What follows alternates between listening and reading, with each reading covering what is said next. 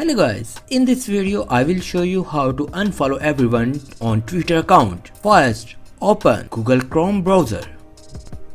Then tap App is the top left corner. Then tap Web Store. Click the search bar. This is the right box in the top left side of the page with search the store right in it. Type superpower for Twitter in search box. Then click this extension will be listed at the top of the page. Click Add to Chrome. This button will be to the right of an extension. Click Add extension when prompted. Then open your Twitter account.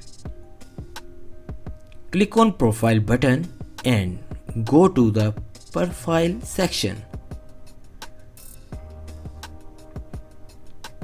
Now click on the following.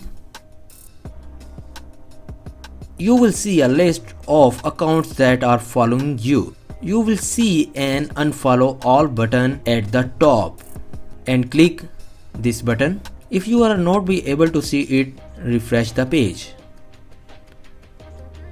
and wait for some minutes. Please like this video and subscribe our channel. Press bell icon for more updates. Thanks for watching.